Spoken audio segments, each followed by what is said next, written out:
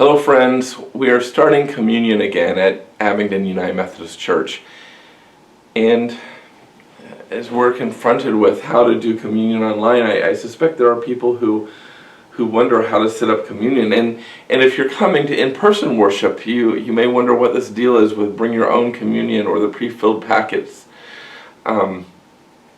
First, if you're coming to worship at 9 a.m., you can either bring communion. I recommend maybe putting it all in a small Ziploc or something so that when you're all finished you can put your trash back in there and throw the trash away.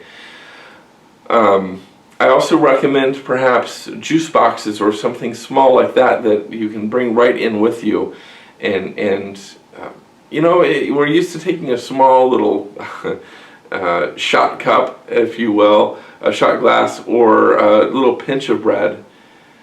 But if it's a roll that you split between 2 or 3 people, or a juice box that you continue to finish during worship, a plentiful God is the kind of God we worship, and you can bring more than just a pinch with you. If you're going to use the pre-filled communion packages, just simply when you come into worship, you'll have the opportunity to hold your hands out as though you're receiving communion up front and allow one person with clean hands and gloves to set the pre-packaged communion in your hand. If you're worshiping at home and you're preparing communion for your house, I'm going to show you what we're doing at the Carnes home. For us, we have a 2-year-old, so we have a placemat, of course. We've just grabbed a plate from our cabinet, and we had a stemless wine glass, and we picked up some Hawaiian bread that's in a dinner roll form, and a juice box. Some other things we had around the house that are perfectly acceptable would be crackers or small toast. But my recommendation is that you find a place in your home near where you're worshiping so you don't have to move, and create a little spot for your communion in whatever way you set it up.